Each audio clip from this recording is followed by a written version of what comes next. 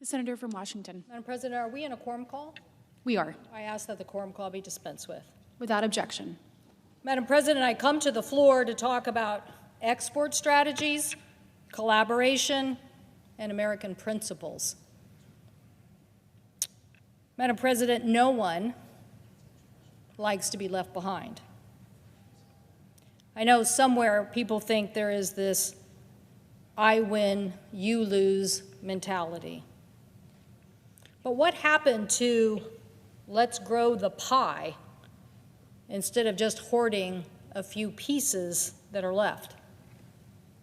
Growth, not contraction, is the right solution. The world is more connected, not necessarily because of just because of globalization. We are now more connected because of technology, and nothing we are doing is going to stop that. The speed of information is empowering anyone with an internet connection, aided by the brain of an AI app, to get answers and ideas hundreds of times faster than ever before. Do we need new principles for the information age? Rules the world and we should strive to adhere to? I definitely agree. But Madam President, I thought we were for capitalism. Yes, capitalism in the information age needs better rules so markets aren't distorted, because markets need to be properly policed and they aren't right now. And I believe that the U.S. should aggressively define the rules in the information age. I believe in a technology NATO, a model of key democracies and key sophisticated technology countries defining the rules of the information age and telling anybody who wants to follow that, we'll give you a discount on our technology, instead of those who are advocating to buy from people who have a government backdoor, or even in today's analogy, where you allow somebody to have a government backdoor to your technology. Madam President, capitalism is still the largest, smartest export America wants to export. We want open markets, and we want more people to sell to. 95% of consumers live outside the United States. Now, it's clear not all the world community is down with capitalism, especially places like China or North Korea. But that doesn't mean that we shouldn't continue to advocate for it. What has U.S. advocacy for capitalism done to grow and stabilize the world? I would say immeasurable. Immeasurable, immeasurable, immeasurable. In fact, the period from the end of World War II to the early 1970s is considered one of the greatest eras of economic expansion in world history. In the U.S., gross domestic product increased from $228 billion to just under $1.7 trillion in 1975. So whether it was Germany, Japan, South Korea, we have brought about a world economy because the shiny American dream was worth chasing. So whether it was setting market rules, growing exports, investing in innovation, this is the poster child of what the United States of America has been about. It has not been a story about contraction. It has been a story about growth. The impacts of the U.S. economy can't be ignored, but to outcompete our adversaries, we need coalitions, not go-it-alone strategies. Why do we fear this if we think our principles are correct? But somehow, the current administration thinks that we've been hurt more than we've been helped in this global equation, and they want us to believe that somehow there is a win-win situation on tariffs that they can deliver on. The American people are demanding leadership here in Washington. They want us to work together. They want us to have the best interests of the country at hand, My guess is they think that on a global basis too. I know my farmers do. Farmers, always the big potential loser in a trade war, want us to work out better economic opportunities for their future. But there are those in this administration who think we can close our borders, chill trade with tariffs, and somehow make time stand still. Well, I got news for people. The information age has blown a hole in that theory, even if there was justification for the time stand still theory before the information age.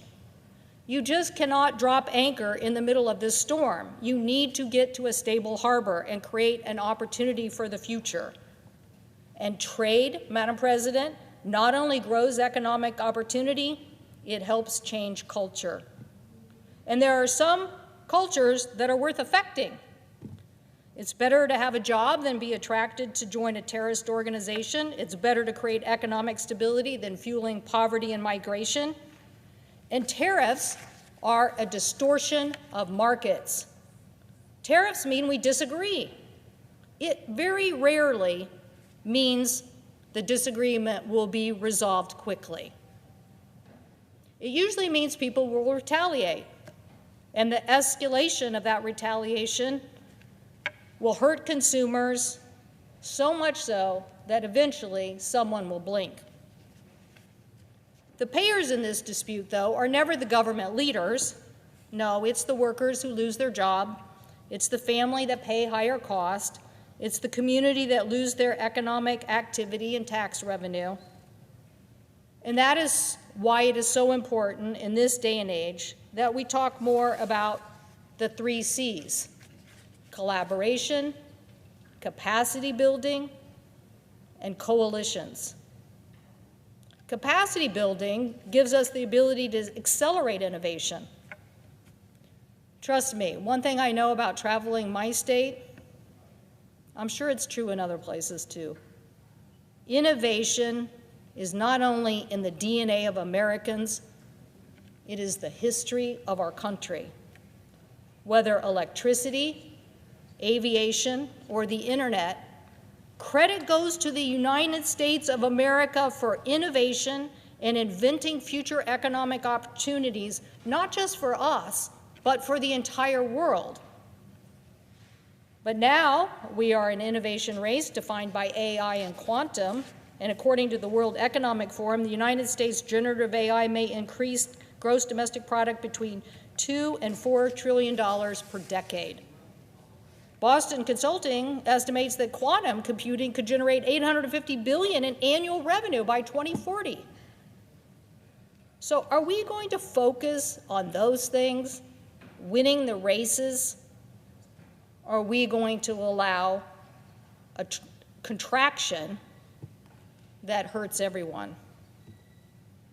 Obviously, going all in on AI and quantum can help ensure that our country maintains both economic and military advantages, but we definitely have to collaborate with like-minded nations who also want to grow AI and set the rules if you want to beat China's ultimate Belt and Road Initiative, DeepSeek. So, what do we do about the domestic impacts of trade? Well, I can tell you some sure don'ts right away.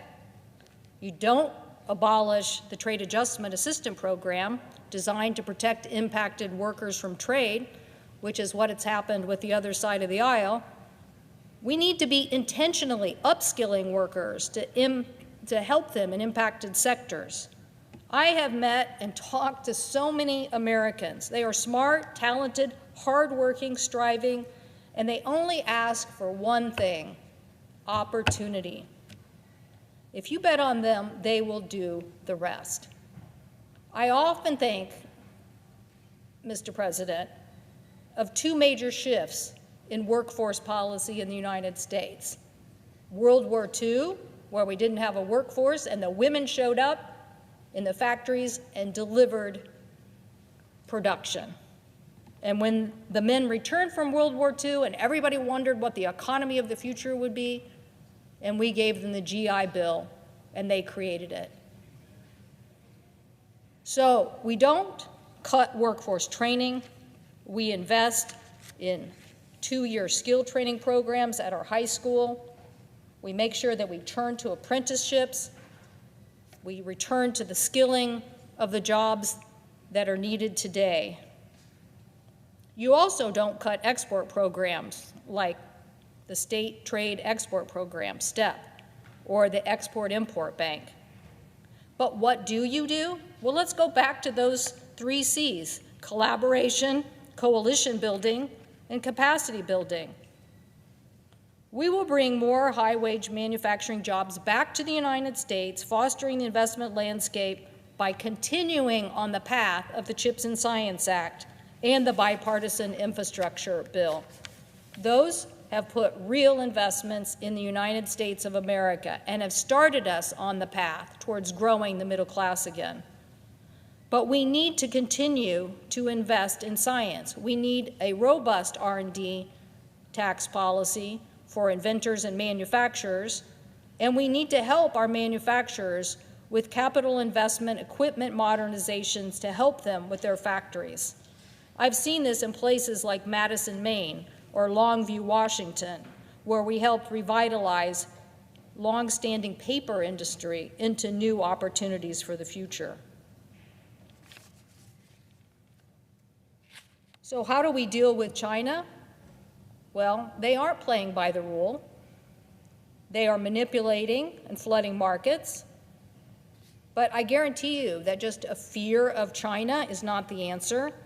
And solutions like collaboration and coalition building are critical, particularly in the information age.